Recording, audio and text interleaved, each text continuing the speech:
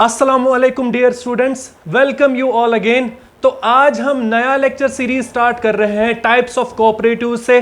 ठीक है, तो अभी तक जो हमने कोऑपरेटिव सोसाइटीज में पढ़ा है तहलील सर से, तो हमने ये पढ़ा है कि history of cooperatives, pre independence और पोस्ट इंडिपेंडेंस पढ़ा था, और साथ साथ तहलील सर ने हमारा सीरीज ऑफ लेजिस्लेशंस वाला भी कवर किया है। ठीक है ना, तो हम आज से नया एक लेक्चर सीरीज स्टार्ट करेंगे टाइप्स ऑफ कोऑपरेटिव से, और उसके साथ साथ जो हमारे सिलेबस में टाइप्स ऑफ कोऑपरेटिव्स के साथ साथ एक्ट्स, रूल्स जो है, ठीक है ना, वो Jammu and Kashmir cooperative societies act 1989 वाला हो, या फिर Jammu and Kashmir cooperative rules 1999 वाला हो, या फिर Jammu and Kashmir self reliant cooperative act जो 1991 वाला था, वो सारी चीजें हम पढ़ेंगे। ठीक है ना, अब यहां जो इंपॉर्टेंट चीज है वो समझना, जो हमारा तहलील सर का कोऑपरेटिव्स है वो कंटिन्यूअसली चलता रहेगा वहां पे।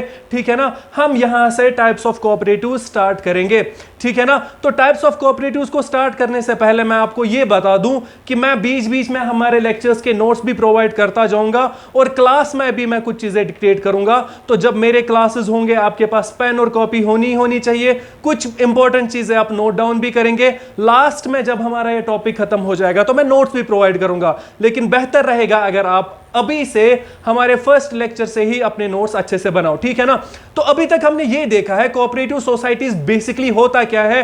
तो ये राइट हैंड साइड से जो आपको दिख रहा है, मैंने यहां पे कोऑपरेटिव सोसाइटीज की 4 डेफिनेशंस और लिखी है। ठीक है, वैसे हमें ये पढ़ने की जरूरत नहीं थी, लेकिन थोड़ा बहुत ब्रीफ आइडिया मिलना चाहिए हमें बेसिकली कोऑपरेटिव सोसाइटीज होती क्या है। ठीक है ना, तो कोऑपरेटिव सोसाइटीज का जो बेसिक और सबसे इंपॉर्टेंट फंडा होता है, या फंडामेंटल चीज जो होती है, इनका प्रिंसिपल जो होता है वो ये होता है कि जो हमारा इकोनॉमिकली वीकर सेक्शन होता है हमारी सोसाइटीज का, वहां के कुछ ग्रुप्स आके या कुछ बंदे आके एक कोऑपरेटिव सोसाइटी बनाते हैं। उनका सिर्फ ये मतलब होता है कि वो जो उनके साथ जो इकोनॉमिक एक्सप्लॉयटेशन होती है वो अब रुकनी चाहिए। ठीक है ना, तो main purpose of cooperative societies ये होता है कि वो इकोनॉमिकली थोड़ा बहुत स्टेबल हो जाए। इकोनॉमिक एक्सप्लॉयटेशन बिकॉज ऑफ जो भी मिडल मैन उन दोनों के बीच आता है, प्रोड्यूसर कंज्यूमर के बीच, तो वो उसको क्या करते हैं, वो उसको छोड़ के अपना कोऑपरेटिव सोसाइटी स्टार्ट करते हैं। वो ब्रीफ आइडिया मैं दे रहा हूं आपको, वैसे इन डेप्थ हमने पढ़ा हुआ है कोऑपरेटिव सोसाइटीज क्या होती है।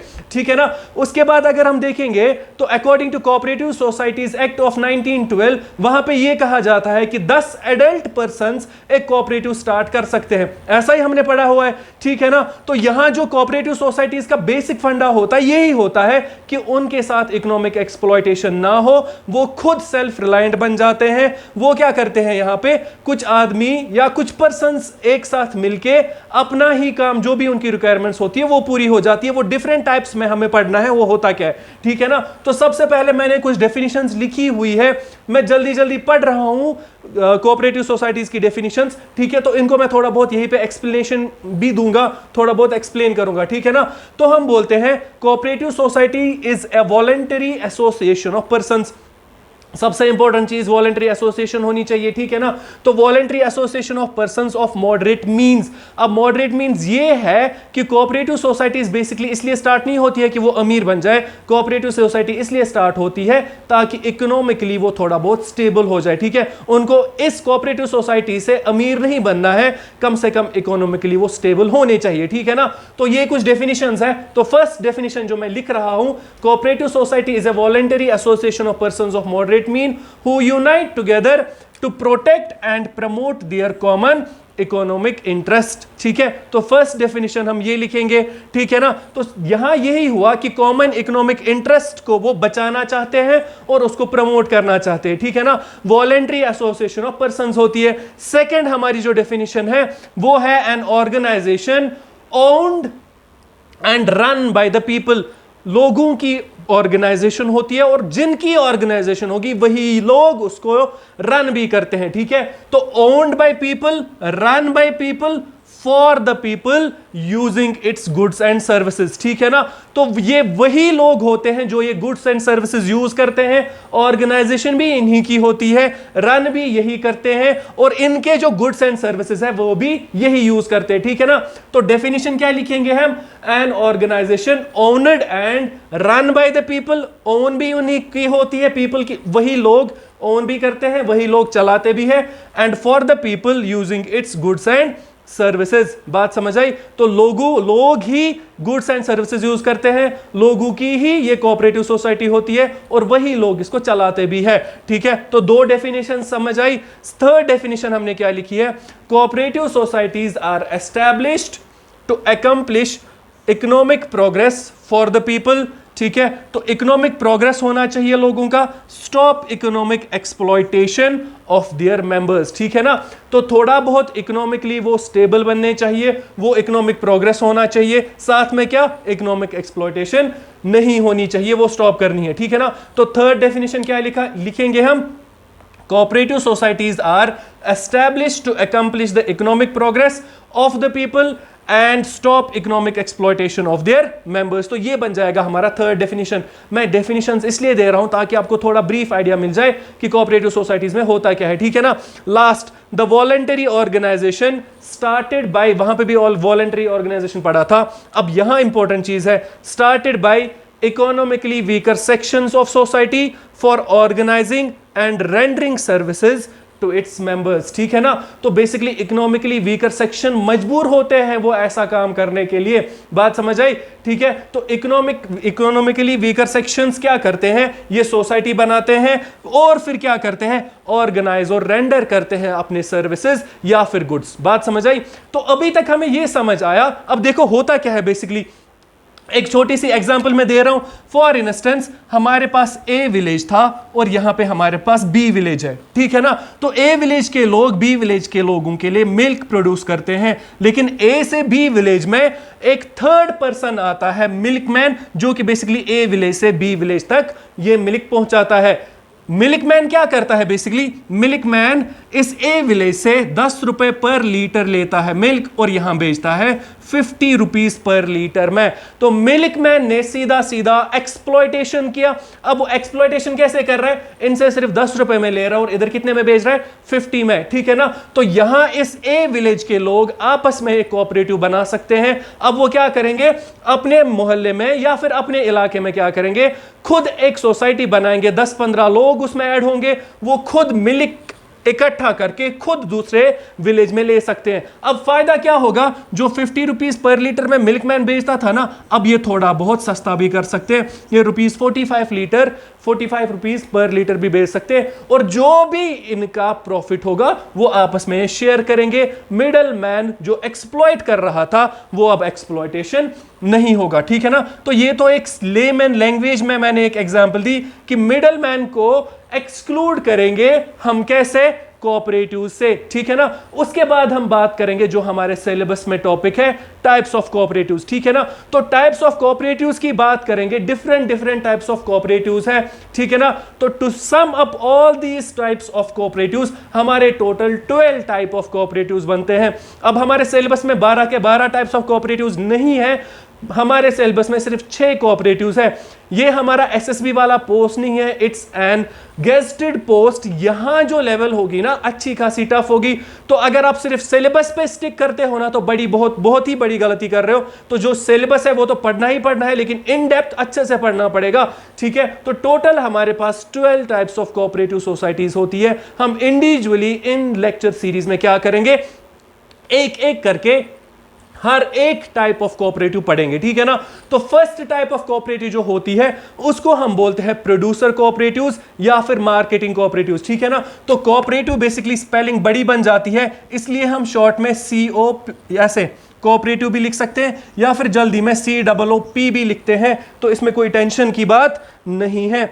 ठीक है ना, तो यहां कैसे लिखते हैं कोऑपरेटिव? या तो पूरा कोऑपरेटिव लिखो या फिर CO-OP लिखो या फिर एक साथ COOP लिखेंगे, तो वहां से हमें समझ आ जाएगा कि कोऑपरेटिव ही है। ठीक है, तो फर्स्ट टाइप ऑफ कोऑपरेटिव जो होता है ना वो प्रोड्यूसर कोऑपरेटिव होता है, या फिर उसी प्रोड्यूसर कोऑपरेटिव का दूसरा नाम क्या बोलते हैं हम? मार्केटिंग कोऑपरेटिव भी। अब प्रोड्यूसर कोऑपरेटिव या मार्केटिंग कोऑपरेटिव में क्या होता है? बेसिकली ये कोऑपरेटिव इसलिए बनाई जाती है ताकि हम क्या करेंगे, जो हमने प्रोड्यूस किया था उसके लिए हम अच्छा खासा मार्केट देखें। ठीक है, एक एग्जांपल दी थी ना मैंने मिल्क की, ठीक है ना। तो हमने ए विलेज से बी विलेज वाला मार्केट चूज किया था और हमने वहां भेजा था। बात समझ आई। तो यहां पे भी प्रोड्यूसर और मार्केटिंग कोऑपरेटिव्स में यही होता है कि प्रोड्यूसर क्या करते हैं, वो गुड्स प्रोड्यूस करेंगे या सर्विसेज प्रोड्यूस करेंगे। इस कोऑपरेटिव की वजह से क्या हो जाता है, अब ये मार्केटिंग करते हैं अपने प्रोडक्ट्स की, अपने गुड्स की या अपने सर्विसेज की, ठीक है ना। अब यहां क्या होता है, इनका मैंडेट क्या होता है, ये क्यों बनाते हैं ये cooperative, to commercialise the members input, ठीक है ना, by seeking the best price available या best price possible in the market, ठीक है। तो जो मेंबर्स बना रहे हैं, गुड्स बना रहे हैं, प्रोडक्ट्स बना रहे हैं या सर्विसेज दे रहे हैं, उनके लिए हम एक मार्केट ढूंढेंगे जहां से बेस्ट पॉसिबल इनकम आ सके। बात समझ आई। तो डेफिनेशन क्या है, ये इसका मैंडेट क्या है, to commercialise the members input by seeking the best price, ठीक है ना, पॉसिबल इन द मार्केट। बात समझ आई। फॉर इंस्टेंस हम अभी मिल्क की बात करेंगे, ठीक है ना। तो मिल्क उन्होंने बहुत सारा जमा किया, उसके लिए अब वो मार्केट ढूंढेंगे। उस मार्केटिंग कोऑपरेटिव को क्या बोलेंगे, प्रोड्यूसर कोऑपरेटिव्स या फिर मार्केटिंग कोऑपरेटिव्स, ठीक है ना। अब यहां क्या होता है, to commercialise the members input by seeking the best price possible in the market, ठीक है ना। इसमें क्या होता है, इस मार्केटिंग, ये प्रोड्यूसर कोऑपरेटिव्स या फिर मार्केटिंग कोऑपरेटिव्स में कौन इंक्लूड होते हैं, या तो फार्मर्स होंगे, वो राइस या कोई भी फार्मर्स वाला जो प्रोडक्ट होता है उसका प्रोडक्शन वो मार्केटिंग करेंगे, ठीक है ना। तो फार्मर्स, आर्टिस्ट, हार्वेस्टर्स या फिशर्स एटसेट्रा, ठीक है ना। तो फिशर्स भी क्या करेंगे, 2-3 फिशर्स एक साथ मिलके कोऑपरेटिव बनाएंगे और अपना मार्केट ढूंढेंगे अपनी फिशेस के लिए, ठीक है ना। तो इसमें क्या हो जाता है, इसमें जो एंड प्रोडक्ट है वो लोगों तक पहुंचाया जाता है उस मार्केट में जहां पे बेस्ट पॉसिबल पैसा मिल जाए, ठीक है ना। अब उसके बाद क्या होता है, देखो ये चीज होती है इस कोऑपरेटिव में, सीकिंग आउट, ठीक है, बाहर जाके, and selling to end users. अब एंड यूजर वो हुए जो यूज करेंगे, ठीक है ना। तो मिडल मैन को वो एक्सक्लूड करना चाहते हैं। Seeking out and selling to end users to earn and retain the benefits, ठीक है ना। तो बीच में अब बेसिकली होता क्या है, जैसे हमारे फार्मर्स की चैनल होती है, farmers for instance onion produce करते हैं, तो फार्मर्स के लैंड पे ही कुछ डीलर आते हैं, वो वहां से उठाते हैं, फिर वो डीलर्स की चेन बन जाती है, बहुत सारे उसमें आ जाते हैं और लास्ट में पहुंच जाता है एक एंड प्रोडक्ट एक ऐसे इंसान को जो यूज करता है, मतलब एंड यूजर्स के लिए। बात समझ आई, ठीक है। अब यहां पे ये हो सकता है कि उन सारे डीलर्स को छोड़ के हम एक कोऑपरेटिव बनाएंगे, हम खुद एक मार्केटिंग एजेंसी जैसी बनाएंगे। उस मार्केटिंग एजेंसी को अब मार्केटिंग एजेंसी नहीं बोलते, मार्केटिंग कोऑपरेटिव्स या फिर प्रोड्यूसर कोऑपरेटिव्स बोलेंगे। इसकी सबसे बड़ी एग्जांपल आपने सुनी होगी, हम बोलेंगे इसकी एग्जांपल अमूल है, ठीक है। तो अमूल एक कोऑपरेटिव सोसाइटी है जो कि बेसिकली 1946 में बना था, ठीक है ना। तो अमूल कब बना था, 1946 में, आनंद गुजरात में बना था। बात समझ आई। और आज अमूल जो है world's largest producer in milk है। बात समझ आई। तो अमूल की एक एग्जांपल हमारे लिए बन जाएगी, जो क्या बन जाएगा, प्रोड्यूसर कोऑपरेटिव्स में। अब ये अमूल में मिल्क और मिल्क प्रोडक्ट्स जितने भी होते हैं वो बेचते हैं। अमूल हमारी एक एग्जांपल बन जाएगी कोऑपरेटिव, ये प्रोड्यूसर कोऑपरेटिव के लिए। कब बनी थी ये, 1946 में, आनंद गुजरात में। और आज अमूल जो है इसको माना जाता है world's largest producer of milk and milk products, ठीक है ना। तो ये तो मैंने एक एग्जांपल दी। उसके बाद सेकंड एग्जांपल पे आ जाएंगे, कंज्यूमर या फिर इसको बोलते हैं रिटेल कोऑपरेटिव्स, ठीक है। अब यहां प्रोड्यूसर में क्या हुआ था, हमने मिल्क को बेचा था, ठीक है ना। तो एक गांव विलेज ए से बहुत सारे लोग मिल्क प्रोड्यूस कर रहे थे, उन्होंने कोऑपरेटिव बनाई, या फिर हमने एक अमूल की एग्जांपल दी, ठीक है। तो प्रोड्यूसर्स आपस में मिलके मार्केट ढूंढ रहे हैं।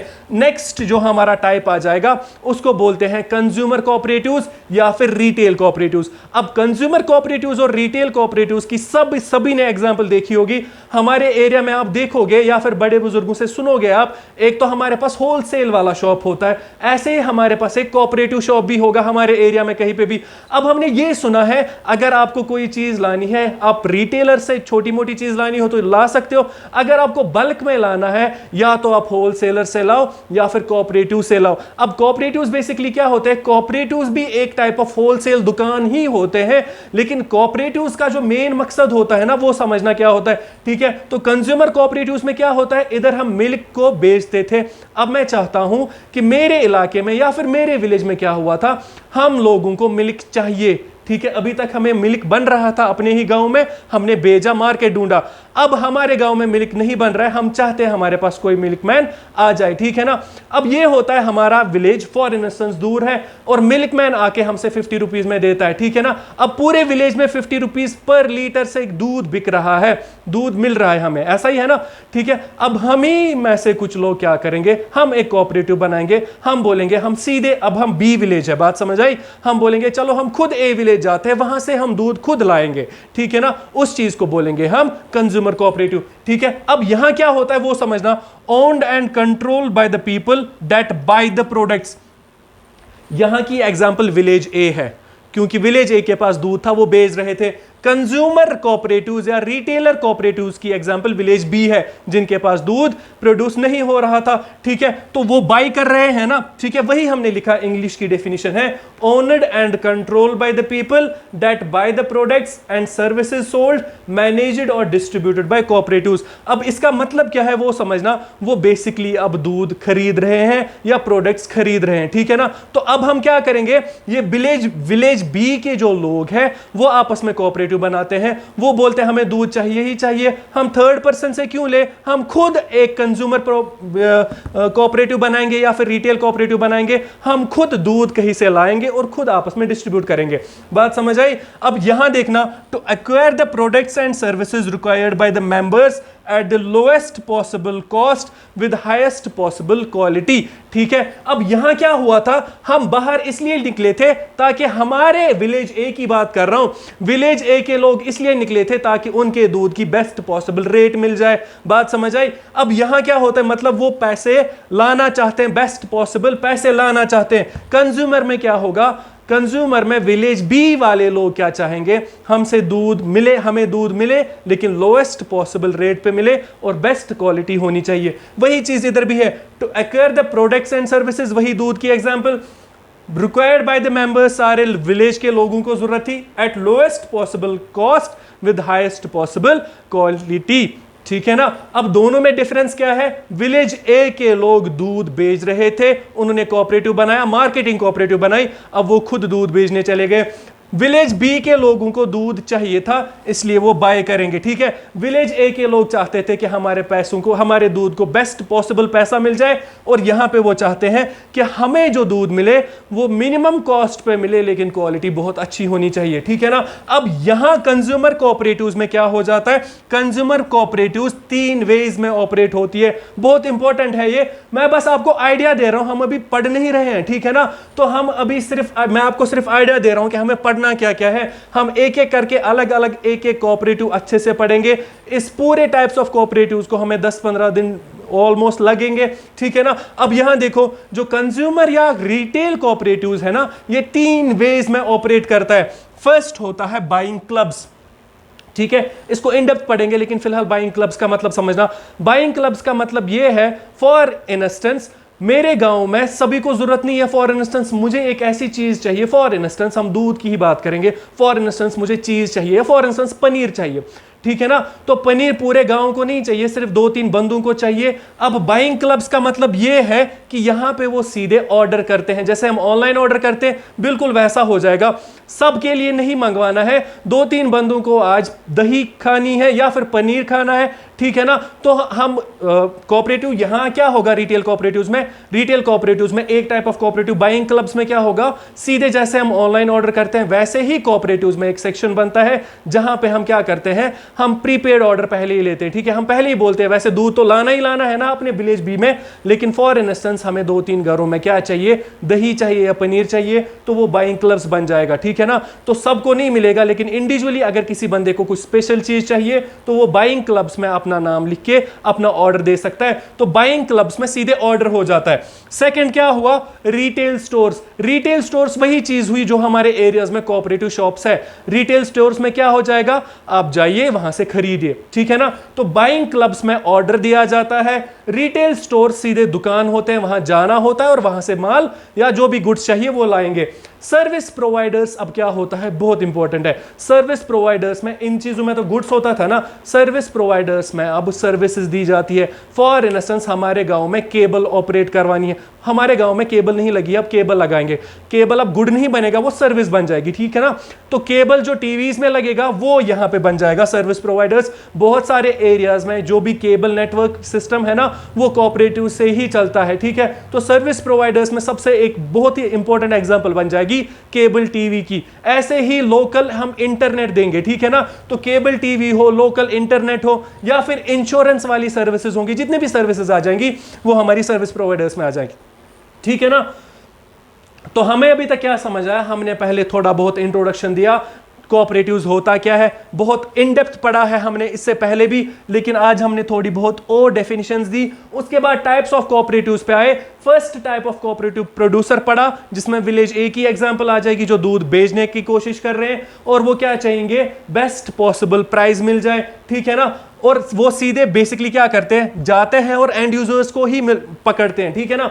कंज्यूमर में क्या होगा, विलेज बी की एग्जांपल बन जाएगी, जिनको दूध की जरूरत है, दूध वाले प्रोडक्ट्स की जरूरत है। वो क्या चाहेंगे, हमें अच्छा सा अच्छा मटेरियल मिल जाए, अच्छा सा अच्छा दूध मिल जाए, अच्छी सी अच्छे गुड्स मिल जाए, लेकिन लोएस्ट पॉसिबल प्राइस पे। फिर ये कैसे ऑपरेट करता है, 3 वेज में। बाइंग क्लब्स में क्या होता है, आपको ऑर्डर दिया जाता है, आपके पास वो चीज पहुंच जाती है। रिटेल स्टोर्स में क्या हो जाएगा, आपको उस स्टोर में जाना है, वहां से पिक करके पैसे देने हैं, वापस आ जाना है, ठीक है ना। सर्विस प्रोवाइडर्स में भी क्या हो जाएगा, अब ऊपर तो गुड्स होता था, सर्विस प्रोवाइडर्स में क्या हो जाएगा, एक अपने एरिया में हम केबल नेटवर्क बिछाना चाहते हैं, इंटरनेट देना चाहते हैं, या फिर इंश्योरेंस वाली चीजें, जितने भी सर्विसेज होंगी वो यहां पे दी जाती है, ठीक है ना। तो ये हमारा बन जाएगा कंज्यूमर रिटेल कोऑपरेटिव्स। उसके बाद थर्ड इंपॉर्टेंट, जो कि सिलेबस में ये सारी चीजें आपस में इंटर रिलेट करती है, ठीक है ना। तो थर्ड हमारा बन जाएगा वर्कर कोऑपरेटिव्स। अब वर्कर कोऑपरेटिव्स क्या हुआ वो समझना। वर्कर कोऑपरेटिव्स में वर्कर्स आपस में एक कोऑपरेटिव बनाते हैं, ठीक है ना। तो 5-10 काम वाले या वर्कर्स आपस में या लेबरर्स मिल जाते हैं, वो अपना कोऑपरेटिव बनाते हैं। अब वो क्या करते हैं, वो सीधे अपना एक कोऑपरेटिव बना के जॉब एवेन्यूज ढूंढते हैं और अपनी जॉब पॉलिसीज बनाते हैं कि हमें अगर कहीं पे जाना है, हमारा वर्किंग आवर क्या रहना चाहिए, फिर अगर हमें कोई काम करना है तो उसके पैसे हम कैसे लेंगे, ठीक है ना। फॉर इंस्टेंस मैं एक एग्जांपल दे रहा हूं, ठीक है ना। एक तो हुआ कोई भी ऐसा कोई काम करना, जमीन खोदना, ठीक है, फार्मिंग करना, वहां पे हमें वर्कर्स चाहिए। और फॉर इंस्टेंस कभी कभी टेक्निकल काम के लिए कुछ बंदे चाहिए। फॉर इंस्टेंस मैं कह रहा हूं हमें अपने फ्लोर पे टाइल्स बिछानी थी, ठीक है ना। तो वर्कर्स की कोऑपरेटिव एक वो बन जाएगी जो सिर्फ टाइल्स बिछाते हैं। अब वो क्या करेंगे, वो रेट पहले ही डिसाइड करेंगे कि हमें रेट कैसे देना है, कस्टमर हमारा फॉर इंस्टेंस कैसे पैसे देगा, ठीक है ना। तो वो चीजें देखी जाती है। हम फिर काम कैसे करेंगे, हम पर डे उनसे पैसे लेंगे या फिर पर स्क्वायर फीट से पैसे लेंगे, ठीक है ना। तो जिसने आप में से टाइल्स लगाई होंगी, तो हमारे पास जो वर्कर्स होते हैं ना, जो कारीगर होते हैं, वो या तो दिन में आ जाएंगे, मतलब दिन के हिसाब से आ जाएंगे, जितने दिन काम किया 1000 रुपए या 800 रुपए वो पर डे लेते हैं, या फिर वो पर स्क्वायर फीट काम करेंगे। ऐसे इलेक्ट्रिशियन की बात करेंगे। अब इलेक्ट्रिशियन जब आप देखोगे ना, तो वो पर डे के हिसाब से काम नहीं करते हैं यूजुअली, ठीक है ना। तो वो पर पॉइंट के हिसाब से आपसे पैसे लेंगे, ठीक है ना। जितने हमारे बल्ब या इलेक्ट्रिसिटी के पॉइंट्स होंगे उस हिसाब से वो पैसे काउंट करते हैं, वो दिन भर के हिसाब से पैसे काउंट नहीं करेंगे। तो वो पॉलिसीज फ्रेम करते हैं वर्कर्स आपस में। वही हमने लिखा, to create jobs for their members, जितने भी मेंबर्स हैं उनके लिए जॉब्स क्रिएट करेंगे, जॉब्स की एवेन्यूज देखेंगे, और साथ में क्या करेंगे, अलो देम टू कंट्रोल, ठीक है ना, allow their control of their, ठीक है ना, allow them control their work place. तो वर्क प्लेस पे उनका कंट्रोल मिलना चाहिए। ऐसा नहीं होना चाहिए कि कारीगर आया और जो मालिक ने बोला एग्जैक्टली वैसा ही करेगा, ठीक है ना। तो कुछ चीजें तो मालिक की भी माननी है, कुछ चीजें हमारे कारीगर की भी माननी चाहिए, ठीक है ना। तो वही चीज है जो मैंने एग्जाम्पल दी, ठीक है ना। टाइल बिछाने वाला आपको पर डे के हिसाब से चार्ज नहीं करेगा, वो पर स्क्वायर फीट से लेगा। या फिर सबसे बड़ी एग्जाम्पल आपके पास इलेक्ट्रिशियन वाली है, अब वो पर डे के हिसाब से पैसे नहीं लेता है, वो कैसे लेगा, पर पॉइंट के हिसाब से पैसे लेगा।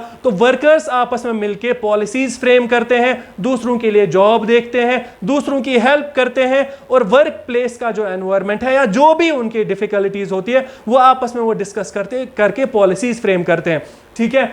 बात समझ आई यहां तक? तो वर्कर कोऑपरेटिव में बेसिकली क्या होता है, मेंबर्स वर्कर्स आपस में मिलके एक कोऑपरेटिव बनाते हैं, उसके बाद वो आपस में एक दूसरे को जॉब एक्सचेंज करते हैं या फिर जॉब ढूंढते हैं बाकी सारे मेंबर्स के लिए, और बाकी सारी पॉलिसीज, रेट क्या फिक्स होगा, वो सारी चीजें वो फ्रेम करते हैं। ठीक है, उसके बाद बात करेंगे हाउसिंग कोऑपरेटिव की। ये हाउसिंग कोऑपरेटिव हमारे सिलेबस में भी है।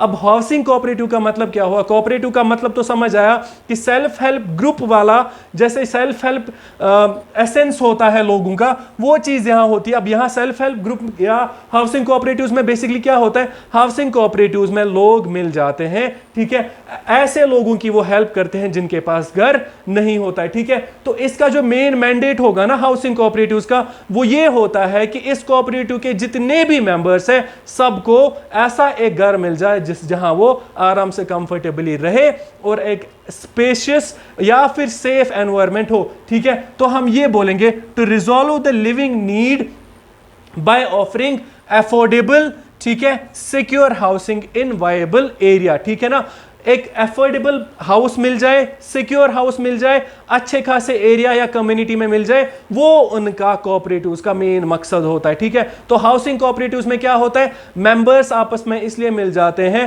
ताकि हर एक मेंबर को अपना घर मिल जाए। ठीक है ना, अच्छा स्पेशियस अफोर्डेबल सिक्योर घर मिल जाए, ठीक है, और एरिया भी अच्छा खासा हो। तो हाउसिंग कोऑपरेटिव्स की बहुत सारी हमारे पास एग्जांपल्स है। ठीक है ना, नेक्स्ट आ जाएगा फाइनेंशियल कोऑपरेटिव्स। अब फाइनेंशियल कोऑपरेटिव्स में क्या हो जाएगा, जैसे हाउसिंग कोऑपरेटिव्स में क्या देखते थे, मेंबर्स एक दूसरे को इसलिए हेल्प करते हैं ताकि उनको घर मिले। फाइनेंशियल कोऑपरेटिव्स में क्या होगा, उनका फाइनेंशियल स्टेटस एक दूसरे का वो चेक करके उनकी हेल्प करेंगे। ठीक है ना, कोई फाइनेंशियली गरीब होगा तो उसकी हेल्प करेंगे in the form of credit या फिर जो कोई भी मदद पॉसिबल होगा। ठीक है, अब फाइनेंशियल कोऑपरेटिव्स में क्या होता है, इसमें फाइनेंशियल सर्विसेज दी जाती है। अब फाइनेंशियल सर्विसेज का मतलब सिर्फ ये नहीं होगा कि क्रेडिट दिया जाता है, कभी कभी कोऑपरेटिव इसलिए भी बनाया जाता है कि सभी के पास बहुत ज्यादा पैसे होते हैं। अब वो आपस में क्या करेंगे, एक कोऑपरेटिव बनाएंगे और एक इन्वेस्टमेंट प्लान सोचेंगे। बात समझ आई? तो फाइनेंशियल कोऑपरेटिव्स का मतलब ये सिर्फ नहीं है कि यहां पे क्या हो जाएगा कि हमें सिर्फ मदद करना है, कभी कभी ज्यादा पैसे होने की वजह से वो फिर क्या करेंगे, इन्हीं पैसों को बेसिकली क्या करेंगे, इन्वेस्ट करेंगे कहीं पे। ठीक है ना, तो यहां क्या हो जाता है फाइनेंशियल कोऑपरेटिव्स में, offer financial service to members. अब फाइनेंशियल सर्विस में क्या आ जाएगा, माइक्रो क्रेडिट, छोटे मोटे कर्जे देने होंगे, इन्वेस्टमेंट, ठीक है, व्हीकल्स के लिए पैसे, mortgage loans, lines of credit, safety deposit boxes, ठीक है, फाइनेंशियल प्लानिंग। ठीक है ना, तो वो फाइनेंशियल प्लान सिर्फ क्रेडिट ही नहीं देंगे, फाइनेंशियल प्लानिंग भी करेंगे। ठीक है ना, ऐसे इन्वेस्टमेंट भी हो जाएगी, किसी को कोई चीज लाना होगा उसके लिए उसको मशवरे भी मिल जाएंगे, किधर, फाइनेंशियल कोऑपरेटिव्स में। ठीक है ना, इधर जो सबसे इंपॉर्टेंट चीज होती है ना, यहां जब क्रेडिट दिया जाता है वो क्या करते हैं, बेसिकली वो ये चाहते हैं कि हमारा क्रेडिट ऐसा हो, पैसे ज्यादा मिले लेकिन इंटरेस्ट कम लगे। ठीक है ना, eight lowest possible cost and highest possible return, ये इनका मैंडेट होता है कि हम एक दूसरे को हेल्प करें in the form of credit, in the form of financial planning या फिर इन्वेस्टमेंट्स। ठीक है, और इनका मेन मकसद ये होता है कि कम पैसों में ज्यादा से ज्यादा फायदा मिले। ठीक है ना, eight lowest possible cost and highest possible return इनका मैंडेट हो जाता है, किधर, फाइनेंशियल कोऑपरेटिव्स में। ठीक है, मैं बस आपको ओवरव्यू दे रहा हूं, हमें पढ़ना क्या क्या है, फिर हमें इन डेप्थ एग्जांपल से भी पढ़ना पड़ेगा सारी चीजें। अब फाइनेंशियल कोऑपरेटिव्स की एक सबसे बड़ी एग्जांपल मैं देता हूं, आदर्श कोऑपरेटिव बैंक होता है। ठीक है, अब आदर्श कोऑपरेटिव बैंक या आदर्श क्रेडिट सोसाइटी होती है, वहां क्या होता है, अगर आपको पैसे चाहिए तो वहां जाके आपको क्रेडिट मिल जाएगा, लेकिन शर्त यह है कि आप उस सोसाइटी के मेंबर होने चाहिए या आप उस कोऑपरेटिव के मेंबर होने चाहिए। ऐसे ही सिक्स्थ हमारा बन जाएगा क्रेडिट कोऑपरेटिव। अब फाइनेंशियल कोऑपरेटिव का एक विंग बन जाएगा क्रेडिट कोऑपरेटिव। इसकी मैंने कौन सी एग्जांपल दी, इसकी मैं आपको एग्जांपल दे रहा हूं, आदर्श क्रेडिट या आदर्श कोऑपरेटिव बैंक, जो कहां बना था, वो राजस्थान में बना था 1972 में। ठीक है ना, यही चीजें हमें पढ़नी है, एक एक टाइप पढ़ेंगे और इसकी बहुत सारी एग्जांपल्स और उनकी हिस्ट्री पढ़ेंगे, कुछ केस स्टडीज भी पढ़ेंगे।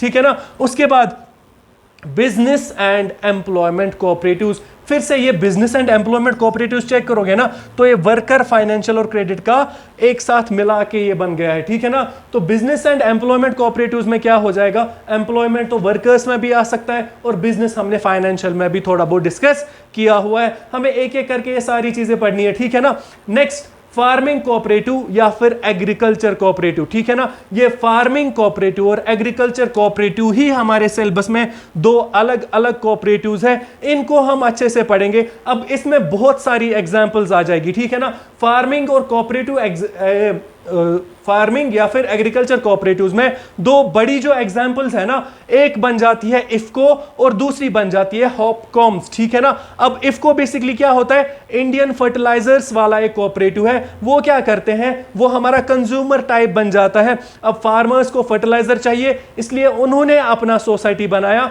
उन्होंने अपना कोऑपरेटिव बनाया। अब वहां से वो क्या करते हैं, फर्टिलाइजर्स मैन्युफैक्चर करते हैं, फर्टिलाइजर्स को कंज्यूम करते हैं, ठीक है ना। इफको एक अच्छा खासा नाम है जो कहां बना था, बेसिकली इफको हमारा Indian farmers fertilisers cooperative limited है, 1967 में बना था। इसको हम आगे भी पढ़ेंगे, सारी चीजें हमें पढ़नी है, ठीक है ना। सेकंड हमारा हॉर्टिकल्चर वाला बन जाएगा हॉपकॉम्स, ठीक है ना, वो चीजें हमें पढ़नी है। नेक्स्ट है new generation cooperatives. Next new generation cooperatives जो है ना, वो भी एक टाइप ऑफ फार्मिंग कोऑपरेटिव ही है।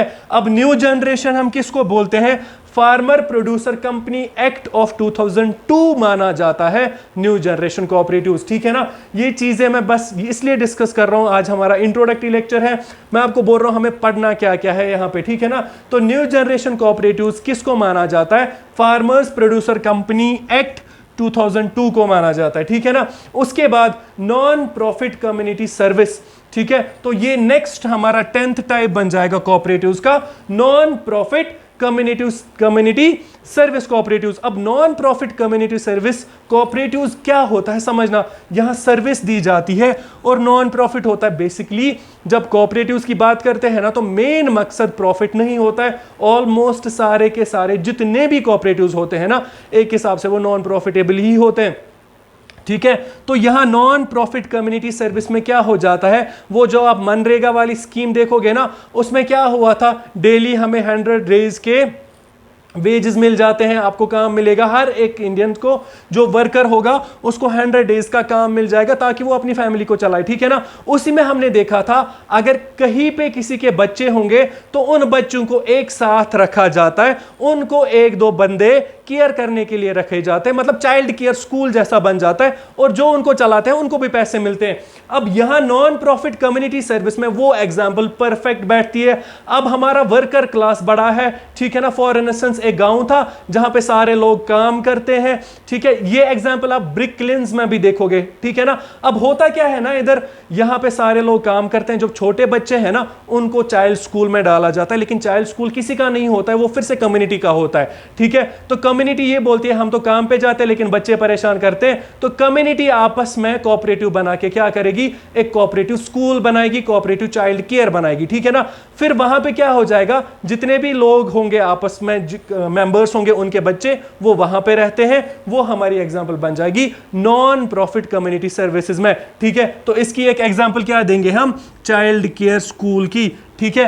ये मेंबर्स का स्कूल होता है, इन्हीं के बच्चे यहां होते हैं और इन्हीं में से कुछ ऐसे होंगे जो यहां एज एम्प्लॉय या एज टीचर्स काम करेंगे, ठीक है ना। Next supply cooperatives. Supply cooperatives फिर से एक टाइप बन जाएगा प्रोडक्ट या प्रोड्यूसर कोऑपरेटिव्स या मार्केटिंग कोऑपरेटिव्स का, ठीक है ना। लास्ट वाला क्या बन जाएगा हमारा, मल्टी स्टेक होल्डर कोऑपरेटिव्स। ये एक नया टाइप ऑफ कोऑपरेटिव है, बहुत इंपॉर्टेंट है, जो हमें रूल्स एंड अमेंडमेंट्स पढ़ने हैं ना उनमें ये क्लियर हो जाएगा मल्टी स्टेक होल्डर कोऑपरेटिव्स क्या होते हैं। मैं एक एग्जांपल दे रहा हूं, मल्टी स्टेक होल्डर कोऑपरेटिव्स में क्या हो जाएगा, देखो ये यहां की एग्जांपल समझना। प्रोड्यूसर और कंज्यूमर थे ना, अब ये विलेज ए वाले थे और ये विलेज बी वाले थे, ठीक है। अब इन्होंने इसलिए कोऑपरेटिव बनाया था क्योंकि इनको बेचना था, इन्होंने इसलिए कोऑपरेटिव बनाया क्योंकि इनको खरीदना था, ठीक है ना।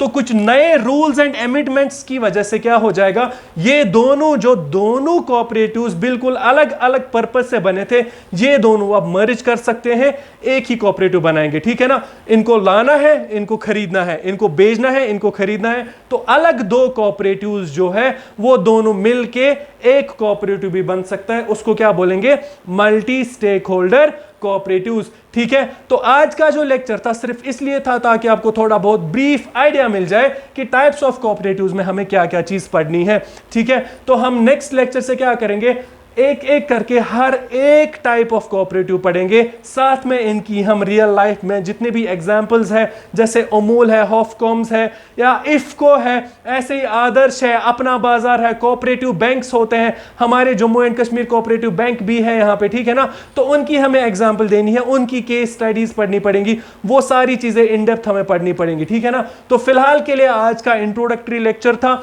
यहां से जो चीजें मैंने बोली थी मेहरबानी करके उनको लिखो, मैं लास्ट में नोट्स भी प्रोवाइड करूंगा, लेकिन जो जो चीज मैं यहां डिक्टेट कर रहा हूं अपने नोट्स पे वो चीजें लिख के रखना, ठीक है ना। तो फिलहाल के लिए आज का लेक्चर इतना ही है, नेक्स्ट लेक्चर में फिर से मिलते हैं।